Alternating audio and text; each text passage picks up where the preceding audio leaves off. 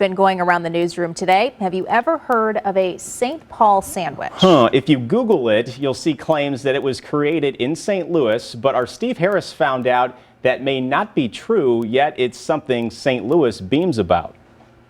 Have you done a story on the St. Paul sandwich?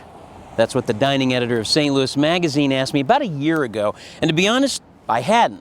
In fact, I'd never even heard of one. It's basically a Chinese deep-fried omelet, right? Deep-fried, served on white bread with pickles, lettuce, tomato, and mayo. And I gotta be honest, it didn't sound appetizing to me at the time, but since it is a St. Louis staple, thought I'd check it out. Any self-respecting Chinese or chop suey joint in St. Louis better have it on the menu because people ask for it. George suggested Chinese Express on Clayton Road.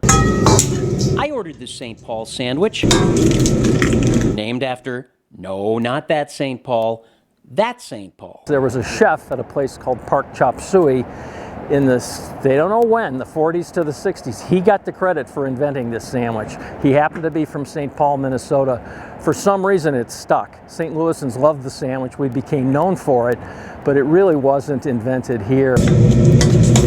It's egg foo young on a sandwich. Egg foo young is just a Chinese omelet. It's got bean sprouts and onions in it. Add to that any kind of meat you want. Ham and chicken and beef and shrimp, and you can put anything in it that you want. And if you get a combination of all of them, kind of like fried rice, it's pretty darn good. All right, the St. Paul sandwich.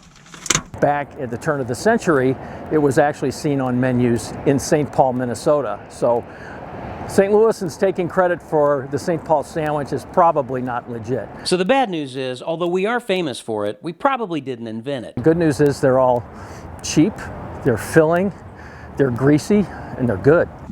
You know what they say, never judge a book by its cover.